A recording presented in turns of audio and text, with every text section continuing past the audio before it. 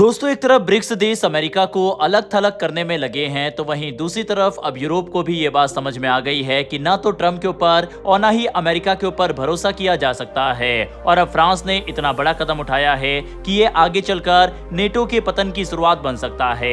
NATO देश का America पर से भरोसा उठ चुका है और अब नेटो कंट्रीज के अंदर ही छोटे छोटे गुट बनने लगे हैं। वहीं फ्रांस अब एक बड़े लीडर के रूप में सामने आ रहा है, जो कि आगे चलकर यूएस को रिप्लेस भी कर सकता है। दरअसल कई दशकों तक पूरी दुनिया ये मानती रही है कि अगर किसी यूरोपीय देश पर हमला हुआ तो अमेरिका सबसे पहले उसकी रक्षा के लिए खड़ा होगा। यही भरोसा नेटो की सबसे बड़ी ताकत रहा है।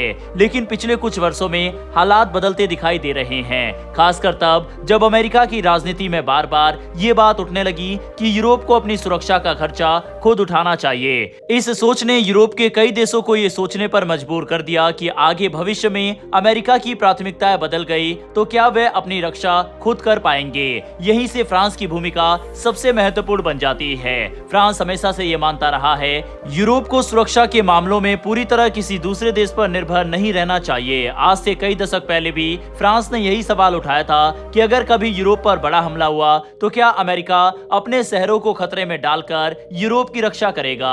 इसी सोच के कारण फ्रांस ने अपने परमाणु हथियार विकसित किए और अपनी रक्षा नीति को काफी हद तक स्वतंत्र रखा। समय बदला लेकिन फ्रांस की ये सोच कभी नहीं बदली। अब यही रणनीति एक बार फिर तेजी से सामने आ रही है। पिछले कुछ समय में फ्रांस ने Germany, Britain, Poland, Sweden, Denmark, Greece और कई अन्य यूरोपीय देशों के साथ रक्षा सहयोग बढ़ाया है। पहली नजर में ये अलग अलग समझौते लग सकते हैं, लेकिन अगर इन्हें एक साथ देखा जाए तो तस्वीर कुछ और ही दिखाई देती है। ऐसा लगता है कि फ्रांस धीरे धीरे पूरे यूरोप के भीतर एक ऐसा सुरक्षा नेटवर्क तैयार करना चाहता है जिससे भविष्य में यूरोप अपनी रक्षा के लिए पहले से कहीं ज्यादा आत्मनिर्भर बन सके।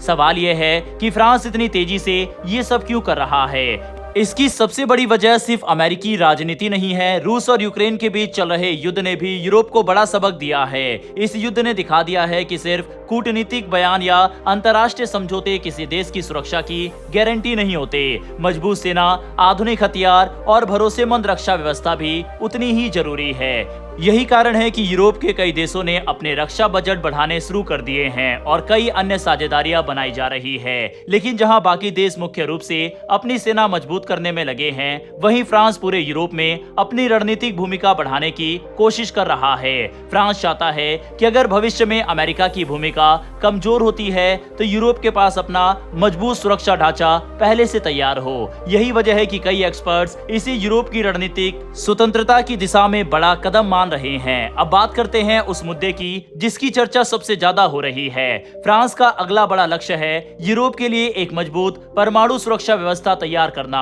दुनिया में सबसे ज्यादा परमाणु हथियार अमेरिका और रूस के पास है। चीन भी तेजी से अपने परमाणु क्षमता बढ़ा रहा है, लेकिन बहुत कम लोग जानते हैं कि फ्रांस भी दुनिया की प्रमुख परमाणु शक्तियों में शामिल है और उसके परमाणु हथियार पूरी तरह उसके अपने नियंत्रण में है। इसी वजह से पिछले कुछ वर्षों में फ्रांस ने यह विचार आगे बढ़ाया है कि उसकी परमाणु क्षमता सिर्फ फ्रांस की सुरक्षा तक सीमित न रहे, बल्कि जरूरत पड़ने पर पूरे यूरोप की सुरक्षा का हिस्सा बन सके। इसी दिशा में ब्रिटेन और कई अन्य यूरोपीय देशों के साथ रणनीतिक बातचीत भी बढ़ी है। हालांकि अभी तक ऐसा कोई औपचारिक ढांचा नहीं बना, लेकिन इस पर चर्चा लगातार तेज होती जा रही है। अब इस पूरी कहानी में चीन की भूमिका को समझना भी जरूरी है। अक्सर जब यूरोप की सुरक्षा की बात होती है तो लोगों का ध्यान सिर्फ अमेरिका और रूस पर जाता है, लेकिन चीन इस पूरे घटनाक्रम को बहुत करीब से देख रहा है। पिछले कुछ वर्षों में चीन और यूरोप के बीच व्यापार लगातार बढ़ा है। विमान निर्माण, हरित ऊर्जा, इलेक्ट्रॉनिक वाहन, लग्जरी सामान और कई औद्योगिक क्षेत्रों में दोनों के आर्थिक संबंध मजबूत हुए हैं। यूरोप अच्छी तरह जानता है कि चीन दुनिया के सबसे बड़े बाजारों में से एक है, इसीलिए वह एक ऐसा संतुलन बनाना चाहता है जिसमें सुरक्षा के लिए अमेरिका के साथ साझेदारी बनी रहे, लेकिन व्यापार के लिए चीन से दूरी भी ना बढ़े। यही संतुलन आने वाले वर्षों की सबसे बड़ी रणनीतिक चुनौती माना जा रहा है। अगर भविष्य में यूरोप सुरक्षा के मामलों में अमेरिका पर कम निर्भर हो जाता है और साथ ही आर्थिक रूप से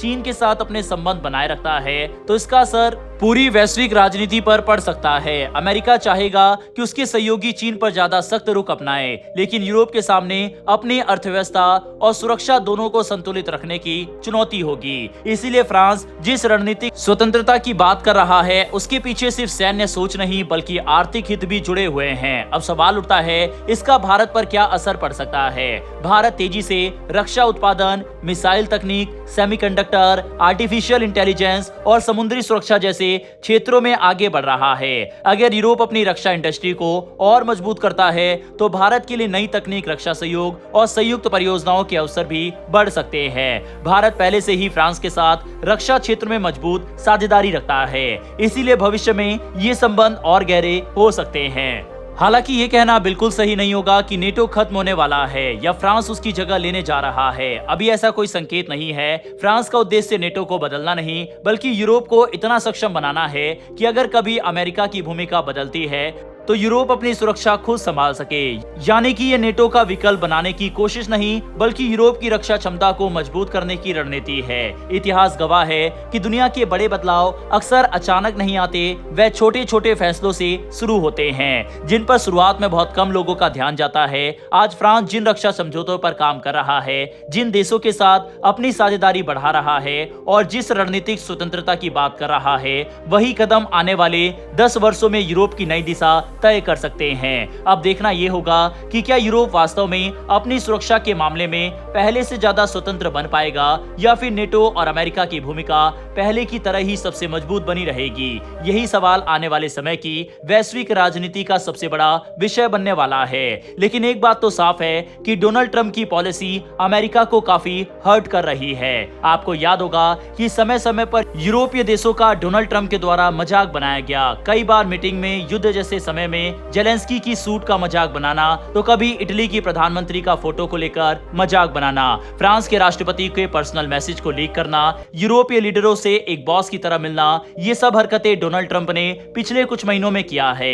वहीं इससे अलग ब्रिक्स देशों को धमकी देना और बड़े बड़े देशों पर टैरिफ लगाना। लेकिन आज डोनाल्ड ट्रंप के ये सारे कदम बैकफायर कर रहे हैं, जो कि होना भी था क्योंकि ये कोई छोटे मोटे देश नहीं है, ये सब बड़ी बड़ी कंट्रीज है और अब सब अपने तरीके से अमेरिका को काउंटर कर रहे हैं। यूरोप तो अपनी डिफेंस पॉलिसी वगैरह में बड़े बदलाव लेकर आने वाला है और अमेरिका के ऊपर से अपनी डिपेंडेंसी को कम करेगा। सेम उसी तरह से जैसे जापान ने भी किया, अपने डिफेंस के लिए अपनी मैन्युफैक्चरिंग वगैरह को ओपन कर दिया और नए नए साझेदारों के साथ डिफेंस पार्टनरशिप कर रहा है, जबकि उसकी सुरक्षा की गारंटी खुद अमेरिका ने ले रखी थी। लेकिन जापान समय की मांग को जान चुका है और उसे समझ में आ गया है कि अपनी सुरक्षा अपने हाथों में रखना ही फायदेमंद है। खैर दोस्तों, अब सबकी नजर भारत के अंदर होने वाली ब्रिक्स समिट पर होने वाली है और वहां से क्या बड़े एक्शन लिए जाएंगे, ये देखना काफी इंटरेस्टिंग रहेगा। साथ ही कितने नए देश ब्रिक्स में शामिल होंगे, ये भी देखना इंटरेस्टिंग रहेगा।